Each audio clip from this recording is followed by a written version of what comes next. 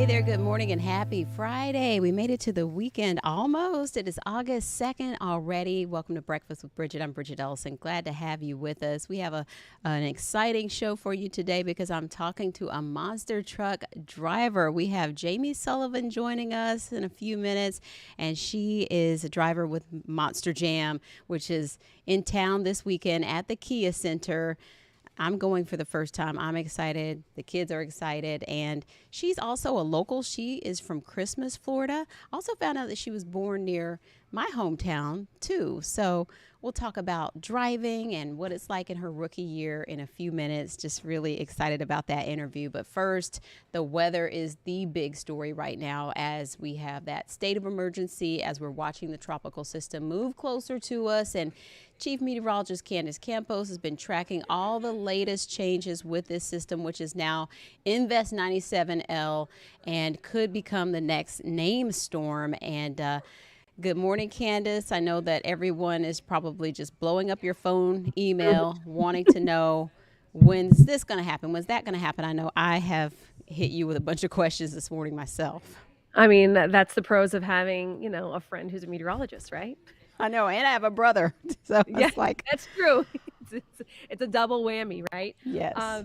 It's interesting. My mom will ask me, and sometimes I'll be like, "Mom, just watch me. I'll tell you what I'm going to tell you." She's On like, what I no, you're did." my baby.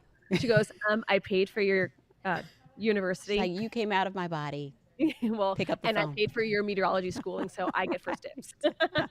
I'm like, touche. All right, let's talk about your weather forecast. These are your tropical takeaways. Listen, I need everyone to just kind of take a real quick, deep breath. This is a early August storm. This is something we're talking about. Are we looking at the potential for more storms down the road? Absolutely. So this is just kind of the start of what we are anticipating over the next couple of days. So Invest 97, it officially was designated just after we spoke on Breakfast with Bridgett yesterday. And that's really going to give us the opportunity, one, to get more computer models, those spaghetti models that everyone loves to see, right? It really gives us a kind of an idea of the certainty or uncertainty of every storm. But it's also giving us the ability to get hurricane hunters in there. And that's the reason why we're also going to get a lot more information and data coming out of this tropical wave. By the way, it's still a tropical wave. It is going over Cuba. It is going over very mountainous terrain right now. So it's got still a long road ahead. But what we're looking at is once it emerges out of Cuba, come Saturday, what is it going to do in the Florida Straits? So we have kind of two scenarios. I'm going to break them down, and it's going to be basically west versus east when it comes to these tracks. Regardless of development, we're still talking about the potential of seeing some pretty heavy rain really come Sunday and into Monday. And again, that timing could stretch a little later depending on how slow the system gets. So Invest 97L, as of now, has an 80% chance of potential development in the next 7 days. Still a moderate chance within the next two. I really see this developing once it gets out of Cuba and over that 90+ degree water temperature between Cuba and Florida. Those Florida Straits are hot at this point in time. Tropical models still in agreement. It will emerge out of Cuba, move over maybe Key West come Saturday afternoon. They're all in agreement that it is going to take that right turn. Exactly where that right turn will happen is still yet to be decided. The intensity is still yet to be decided depending on what track it decides to take. We've got two scenarios that I really see the possibility here. Scenario number one, you see that big orange high. If that high is weaker, kind of backs off a little bit, it's going to give room for that tropical system, whatever it may be, to kind of hug the Florida coast a little closer. If it does so, it's going to be so close to land, it might not be able to really get the opportunity to develop into something more. Then you have scenario number two. That ridge is a little stronger. It's going to nudge that tropical wave, or whatever it will be by that point, further out into the Gulf of Mexico. It's going to give it more space, give it more freedom, more hot waters in the Gulf to potentially strengthen into something more. This scenario will have that highest chance of getting a named storm, which would be Debbie, by the way. So we've got those two scenarios. And of course, we'll have to wait and see once that system again makes its way into the open waters. So this is your tropical timeline today. Monitor those updates. Have your trusted source like here on News 6. If you have the opportunity to prep your supply kits, listen, we might have power outages. We have sometimes power outages from just those afternoon thunderstorms. That's all a possibility as well. And then on Saturday, let's start wrapping up any preps you might want. If there's any little picking up around the house you need to get done before you're kind of stuck indoors for Sunday, that's going to be your best time to do it. We're going to start seeing the rain increase on Saturday, and then I'm putting Sunday more in the red column here. Gusty winds, cloudy skies, those tropical feeder bands certainly could be a possibility. So let's show you here clouds and rain forecast for today. It is a run of the mill August day in Central Florida. Rain chances at 50%. Most of the activity, though, favoring our west coast. But what happens on Saturday? We're dry for the majority of the day, but look what's coming in from the south. Moisture is going to start feeding in from the south all across that northern fringe of that tropical wave. It's not going to be a washout of a Saturday, but some areas, especially our southern zones, might be in on some of that rain a little earlier in the day. And then come Sunday is when our chances really start to expand. Because of that, the Climate Prediction Center is giving us now a slight chance of flash floods potentially come Sunday, meaning flooding could be a possibility with excessive rainfall on Sunday. Heat index right now between 106 to 110 this afternoon, which is why we are all under heat advisories, by the way. I should change that there to Thursday, Friday, not Thursday. Rain chance is still about 40 to 50% for today. But let's fast forward to Sunday. You can see rain chances go up to about a 70, 80, 90% chance, depending on where this goes. This model run is showing maybe a possible landfall further north, which is why we're going to shunt most of that rain further to the north. Is this something that you're going to have to cancel your whole weekend plans? No, but if you have a birthday, you have a big event outdoors on Sunday, we might want to start dialing those plans indoors potentially, as our rain chances will be up to about an 80 to 90%. With that being said, temperatures are going to be a little cooler. We'll be upper 80s, low 90s on Sunday because we'll have a lot more clouds, a lot more rain. So the moral of the story, Bridgett, you've got to continue to stay updated. You can't just turn off your brain on this Right. day. This is one of the things you really want to continue to update, especially come Saturday morning, Saturday afternoon. I really do think we'll have a much better handle on where this will go next. Yeah, and the main things are just making sure you've got your supplies ready. If you know that Mhm. you typically might need sandbags when you get a lot of rain, things like that, to Exactly, be ready. exactly. That's really the takeaway here. We're still talking about 3 to 5 inches of rain possible between Hmm. Sunday and Monday. So we've had our fair share of flooding with just typical afternoon rainstorms. So Hmm. if we start getting feeder bands that kind of ride, we call them training storms, that they basically train over the same area Right. for several hours, that's where we can get some impressive rainfall totals, unfortunately. But again, Right. this is not something where the coastline needs to start. We're not talking about evacuations. We're not Right. talking about boarding up windows. That's not that caliber of a storm. But But we are being talking ready for lots of rain. exactly. And again, depending on where the system goes, we might be on the dirty side of that storm, which will increase our chances for rotating storms. Hmm. Tornado concern will start to increase a little bit. And so that means you adjust your plans, whether it's those travel plans or maybe, like you said, socializing plans and things like that, Mhm. where you were planning to be outdoors or driving a lot. It's not Right. a great idea. Or just adjust the Exactly. times that you're going to be doing those things.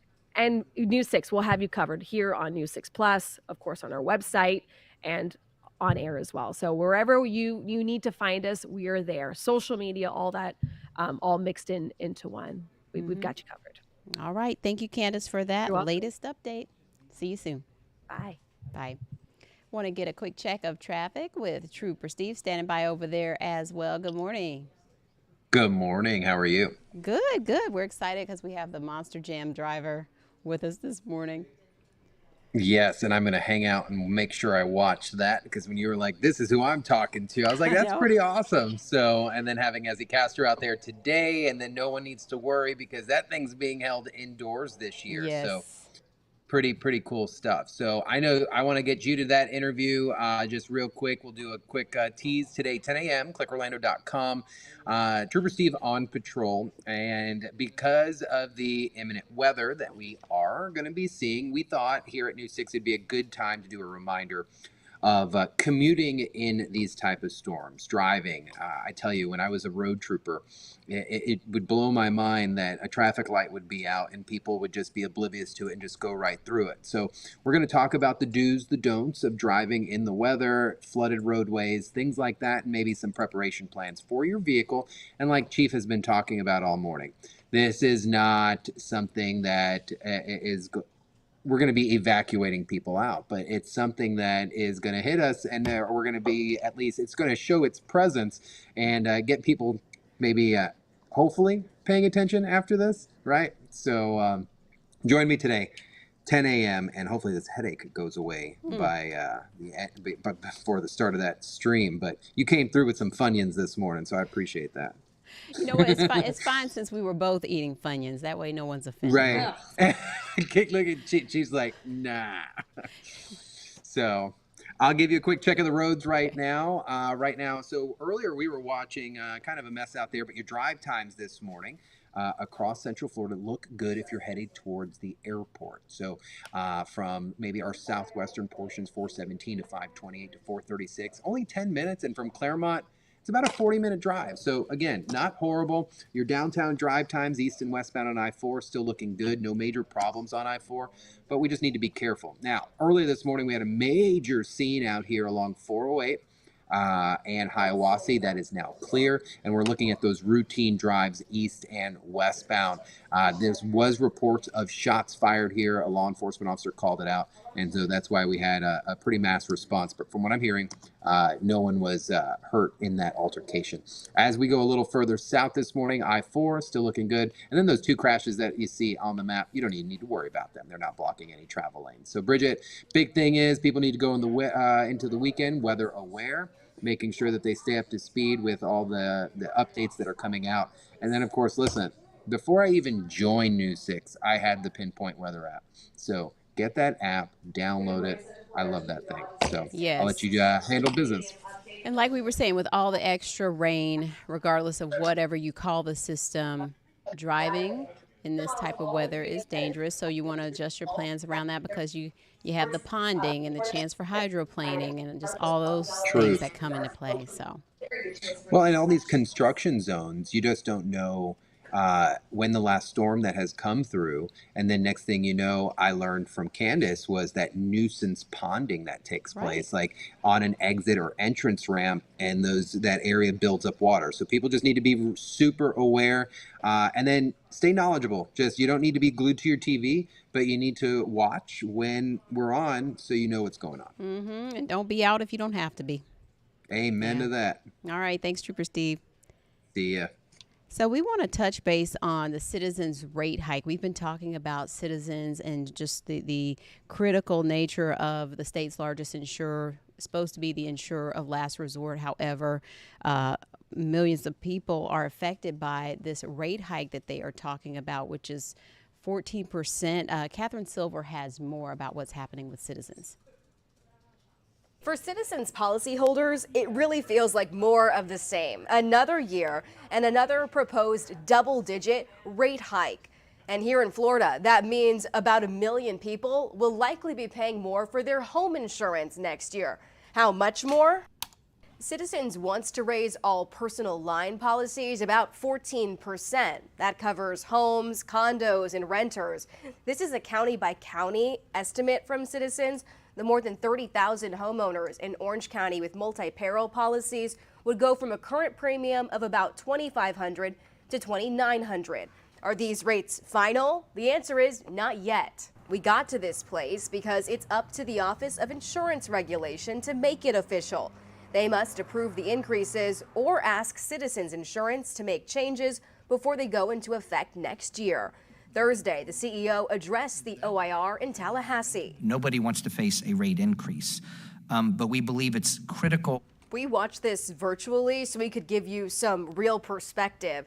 Here's what else you should see for yourself. Since 2019, Citizens has only been able to raise its rates about 31%. Compare that to private insurers who have gone up 102%. And here's how much Citizens would need to increase their rates in order to return to the true state-backed insurer of last resort. Look at Brevard County, where the rate increase required to be on par with other insurers is over 140%. As a governmental insurer of last resort, we should never be competing with the private market.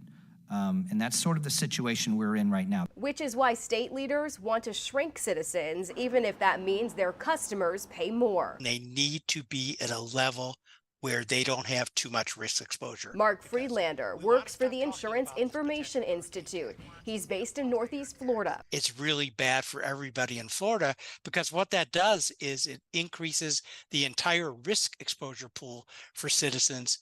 And if they were to suffer substantial losses, there's always the chance of them having to implement what we call a hurricane tax. What's the bottom line for everyone, whether you're a policyholder with Citizens or not? The good news is the insurance industry in Florida is in its best financial position in nearly a decade. And that's great for consumers.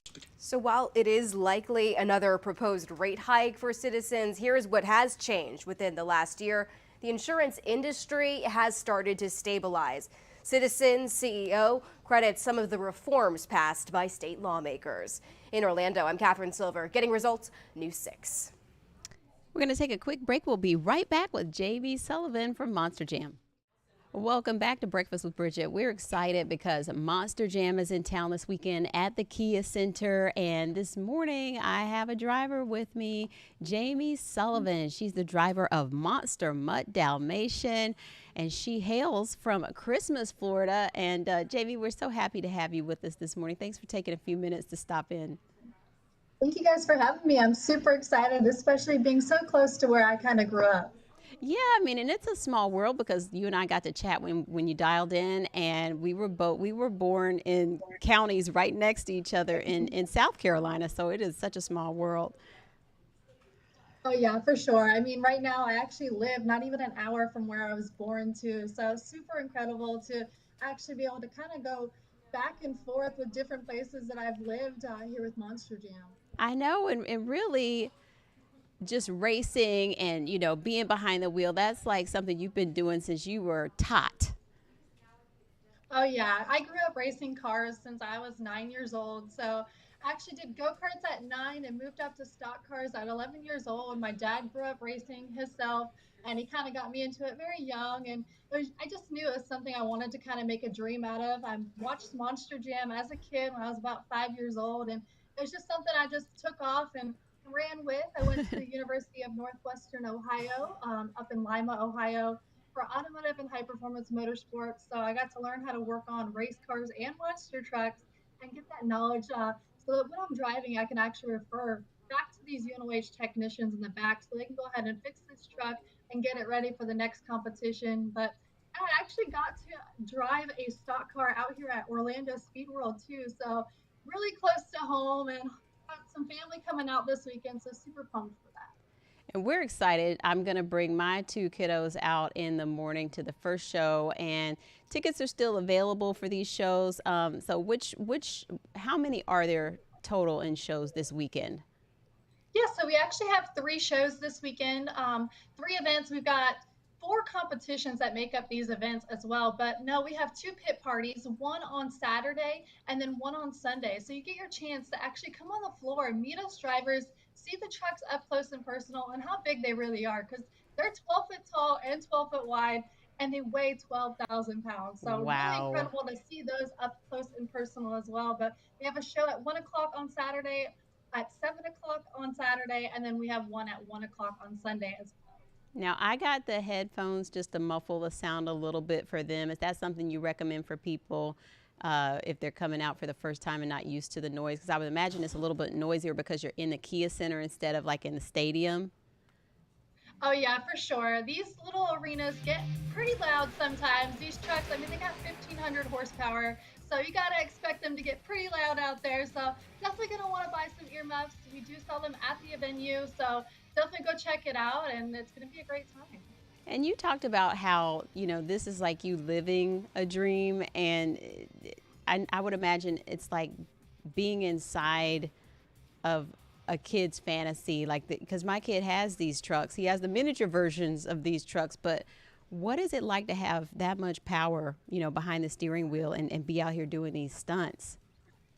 It's so incredible, especially during the pit party, getting to see really yourself in all of these children that come through and just kind of getting to inspire the next generation. It's so incredible. And, sometimes you got to pinch yourself and realize where you are and how far you've come in motorsports. And it's such a dream come true. It's incredible. I mean, I owe it all to my family for sure, for them actually pushing me to get to this point. If it wasn't for my dad, I'm not sure I would actually be driving in Monster Jam too. So definitely takes a lot of effort, and people are gonna knock you down. You got to get right back up again and just keep on pushing. And you said you're wrapping up you wrapped up your rookie season last year, so you're in your second year. And so, what's the story with Monster Mutt Dalmatian? And I hear you have a lead foot. Yeah, so Monster Mutt Dalmatian has been around for a while now, and it was actually originally driven by Candace Jolly, and she's actually living here in Florida too, as well. So really cool to now actually be driving it, and it's been such a fun truck. I started last year as a rookie, and I mean, I have a dog of my own, not a Dalmatian, but she is like my life. I've had her for 5 years since she was a puppy. She got me Raceland, through right? college, and watch this journey happen too. So definitely cool to be driving a big puppy dog. You can't go wrong. The tail wags, the ears flap, and the tongue actually moves on it. So super cool for sure. But yeah, no, it's been a long journey. Last year it was a little bit rough, being my rookie season. It was a little rocky. Kind of rolled over. The dog loved to roll over a bit, but no, coming into this year, it's just been incredible. I've gotten a lot of overall event wins, and we even went to world finals in Los Angeles, and that was my first ever world finals competition.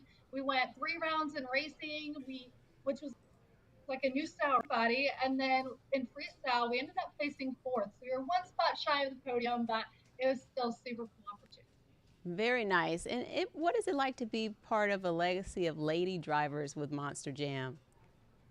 Oh, it's incredible for sure. I mean, being surrounded by such great female athletes, it's awesome. I mean, we could all support each other and just really we need that like female mentality inside Monster Jam, because without them, there's just guys that are gonna try and push you down. Like I said, in racing, I had that issue a lot, but you just got to keep moving forward. And with these female athletes surrounded by you, it definitely makes it a little bit easier. And you said your dad was a big part of helping motivate you to keep pushing for your dreams. Yes, for sure. I mean, my dad grew up racing himself, and then he got me into go karts when I was 9. And then anything I really wanted after that, he definitely made sure it happened and just kept pushing me to learn how to wrench on the car, not only just drive it, but also learn how to wrench on it and just know what I was doing. And then we actually toured a college, University of Northwestern Ohio, in 2019. And when we toured it, he said if I didn't go there, he'd be going there. So it's something I had to do 16 hours from home, but one of the best journeys of my life, and really just kind of paved the way for my Monster Jam career. And what is the school like that Monster Jam sends their drivers through as well? Yeah, we have a Monster Jam University where we first get to audition down here in Palmetto, Florida at the Feld Entertainment Studio. So you get to audition and really just kind of get the feel for everything, do some media, do some simulation training in like our own personal simulator. It's really similar to the truck. And then if you go through that audition and you make it, they send you out to Paxton, Illinois, where you actually get to train in a truck. And that is something incredible because you're being taught by Tom Mentz, the driver of Max D. And you really just get to learn on the headset with him. And you got a couple other drivers now out there, Camden Murphy, Tristan England, and they're really just helping you kind of learn what it takes to drive a Monster Jam truck. And it's really incredible because we have our own actual arena setup and our own stadium setup. So you get to kind of learn the gist of both before you actually go out to an arena or a stadium and really just perform in front of other people. Well, Jamie, we can't wait to see you tomorrow and all this weekend at Kia Center. So we'll see you soon. Thank you guys for having me. I'm super excited. Hopefully, I can Yes. see a bunch of you this weekend. Yes. Thank you so much. See you soon. And so it's exciting. I mean, you can see the footage right there. You can only imagine what this is going to be like. Speaking of racing, enter to win those Coke Zero 400 Zero Sugar 400 tickets. I always forget about the sugar. They added sugar, but Coke Zero Sugar 400 tickets. We're giving those away on clickorlando.com/insider. Free to enter. Sign up right now. Good luck on winning those tickets. That's going to do it for Breakfast with Bridgett, and I'll see you on Monday. So get ready and be safe over the weekend with this weather, and stay with us.